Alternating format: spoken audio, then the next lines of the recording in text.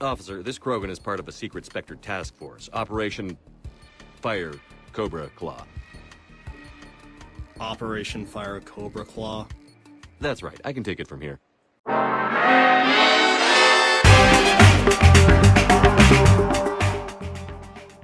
Hello everyone, and welcome to episode 2 of Mass Effect Guardian Weekly Roundup.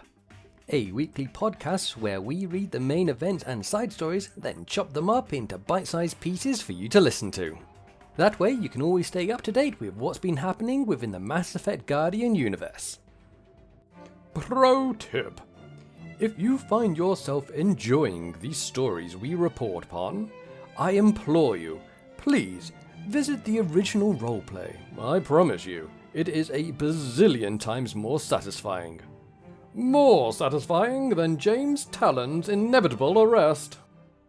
In this week's episode, we'll be looking at the new Gandiva main story, an update on the Muramasa event, and an update on the Argo main event. Then, we'll be having an RP spotlight on CERN and Tyra's promotions. And finally, we'll round things off with the server announcements. Agent Novak reporting on the Gandiva. Clearance granted.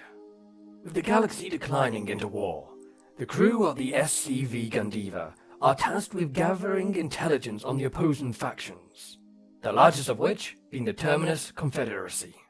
Noting that the backbone of the Confederacy is built upon the support of the Batarians, the Gandiva's XO, Brave Sapkra, gets in touch with a few old Batarian contacts. Not 2 days later, a plan is set in motion. A high-ranking official within the hegemony, one Arita Hatan, is targeted by Gandiva for interrogation. Intel states that she is currently on vacation at her private villa on the Batarian-occupied planet of Erisbat. It's up to a small infiltration team to sneak in, kidnap the woman, and get out before all hell breaks loose. The mission begins in the hangar of the Gandiva, where Brafe awaits his team. Mordecai, Sardonnet, Ayana, Rallon, Zakar, and Christina Adams. None of them officially existing in the Guardian databases. Brafe quickly debriefs his team. A quick kidnapping, an in-and-out job, nothing too messy. As they all board the shuttle, each operative contemplates the task at hand. But one thing they can all mentally agree on is they all want this mission to go smoothly. Agent Novak reporting on the Gandiva. Reporting on the Muramasa, this is Agent Corvus. A legendary Asari Spectre called Delarasa Lemurs arrived on the Muramasa with a secret assignment. After handpicking several of the ship's operatives, she had given them the bare bones of their mission: assist the Dazal's local security to help civilians escape and recover an OSD from an office. The operatives took a shuttle ride to the mission's location, flying over the remains of a city still at war. Their landing zone had already been caught in the fighting, and as the doors slid open, the group saw 12 Terminus Confederation troops moving in for the killing blow on a team of local security. Somehow, they managed to catch them off guard, the element of surprise still on their side. The Muramasa squad quickly deals with a large group of Confederate soldiers using overwhelming gunfire.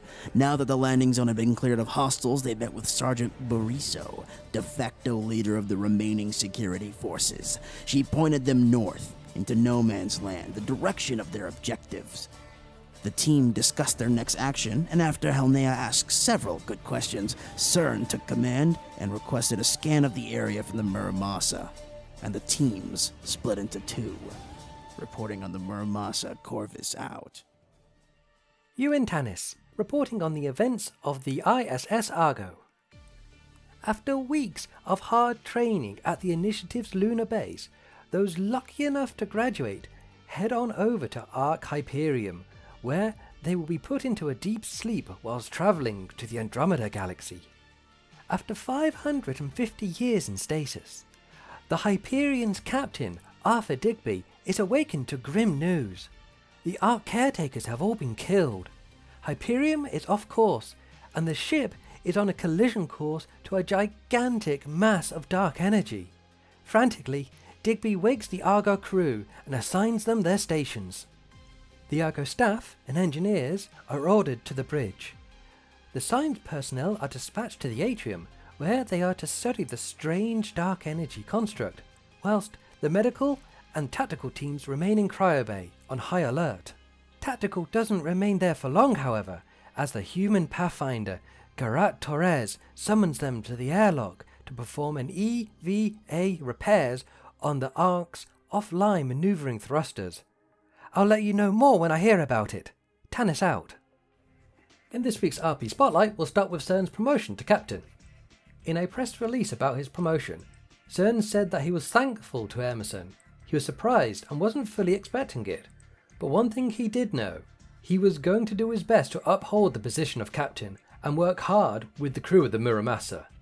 Saying that, "Together, we can do our part to make this galaxy a better place." along with CERN, Tyra was promoted to XO. In her statement, she talked about how the promotion was unexpected, but she knew what it meant. She was going to continue to do her best and not let anyone down. In our server announcements, we shall have a moment for our Adamim, who has made the brave decision of stepping down from adminship to the more relaxing role of modhood.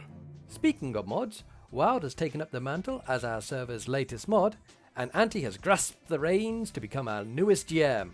Congratulations to the both of you. Finally, Class 6 has just started over on the Asgard server. Keep your eyes peeled for some new characters, and good luck to our newest batch of trainees. That's it for episode 2.